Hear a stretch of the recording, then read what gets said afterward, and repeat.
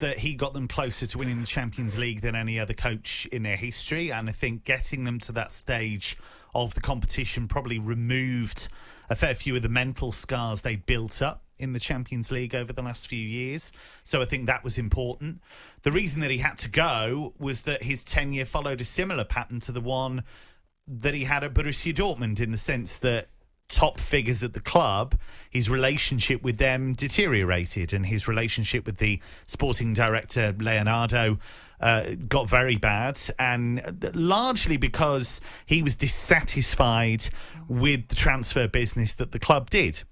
And he made it quite plain that he felt the squad that he had this season was worse than the one that had got to the final. And he wanted more investment. He wanted the club to go in a different direction. And so all of those little spats added up, I think. And in terms of the timing, bringing Pochettino in, I think it was just that he gave them the green light. They'd been speaking to him for quite some time. And as soon as they got that green light, they began the process of bringing Pochettino in and severing their relationship with Tuchel. I think in the end, it probably helps all parties. I imagine Tuchel will be looking towards the Premier League. He may be looking towards West London, perhaps. And I think it suits Paris because they probably did need... QPR have got a manager. I think Paris probably did need a bit of impetus, and I think it suits Pochettino as well because it's a fantastic opportunity for him. It's funny. Actually, the way QPR are playing, I should have checked notes. QPR have still got a manager. Andy. It's funny, isn't it, chaps, how coaches just don't change their spots. And I think the interesting thing about Thomas Tuchel, when you look at his period in Paris overall, when he arrived, not just the Parisian media, but sources around the club were very, very keen to play up the fact, he's so different to Unai Emery. He knows how to relate to our superstars. He's very touchy-feely. He gives Neymar lots of cuddles and makes him feel loved and wanted and all this sort of stuff. This is the Thomas Tuchel, is it? Well, exactly. That was the reaction, Danny, of everyone in Germany. Is this the same guy that we're talking about? And as we get further and further down the line, from the end of the first year when they're knocked out of the Champions League by Manchester United, and he comes out publicly and says, well, this has happened to you guys before. It's not happened to me before, so it must be you. The mask suddenly starts to slip away, and this has become clearer and clearer post-Champions League final, as Kevin says. And for Tuchel to come out recently and say, well, there's just too much politics at this club. What did you think Paris Saint-Germain was about when you joined? Relating to senior people is part of any job that you're taking in any field of work, but particularly at a club like Paris Saint-Germain. And when you've got a sporting director like Leonardo, that he has his stuff he's got to deal with, and his stuff that he's got to deal with will be the same post Tuchel as it was during Tuchel, because his thing in 2021 will be mainly, apart from Mauricio Pochettino, it will be re-extending the contracts of Neymar and Kylian Mbappe. Those are the things that his second spell as sporting director will stand or fall on. And so that for him is a huge part of it. And also, when we're looking at what Pochettino will have to do, of course, there's been so much talk in recent days of the former players he might want to reunite with. Who does he want to bring to the club? Well, firstly, it won't be his decision. It will be Leonardo's. Secondly, because they're going to try and commit so much money to Mbappe and Neymar, and whether they can keep both of those and bring Messi, well, I think that's incredibly unlikely, but the priority, at least publicly, is to re-up those two.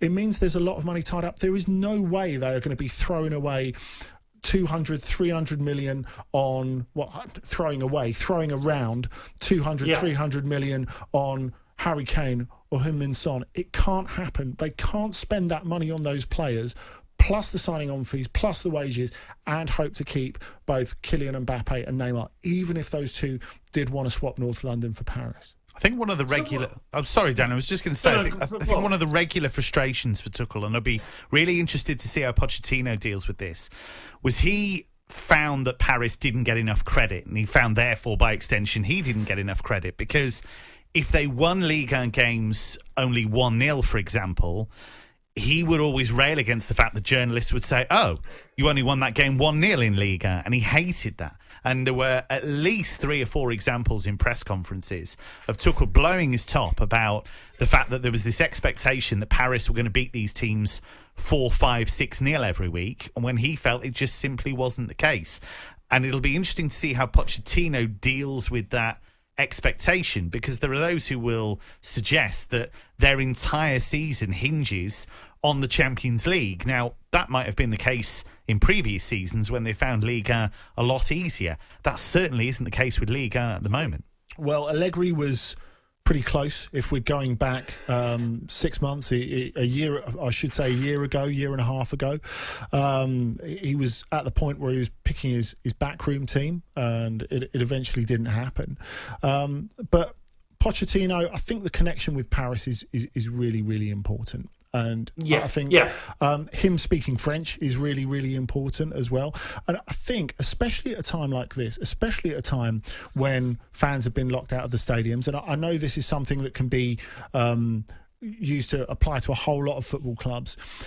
It's interesting how in the last year or two, Paris Saint-Germain, who are very much an international-looking club, of course, we think of the players they've tried to bring, the personalities they've tried to bring, the fact that they've filled the stands in Champions League nights with Jay-Z and Beyonce and Leonardo DiCaprio and people like that to make it a global brand. I think that they realised as well a little while back that they also need the heart of old Paris, that they needed to repair the relationship with the ultras that had taken a bit of a battering, because they do bring something special to the Parc des Princes. And I wonder if this, even if only slightly, has factored into this a little bit, because the hardcore Paris Saint-Germain fans will absolutely love Mauricio Pochettino. Of course, a player who comes from a far less successful era of the club, a far less glamorous era of the club, but was a captain and adapted and led the team and relates to those people in a way that maybe Thomas Tuchel never could, and certainly didn't at Dortmund, Kevin. No, and it's going to be fascinating to see as well how Pochettino's man management style works, because, of course, as we know, at Spurs, what he was able to do was effectively craft a collective. You know, he put together a group of players that, by and large, was very united. And yes, there were star players like Harry Kane, like Heung-min Son, but they all pulled generally in the same direction.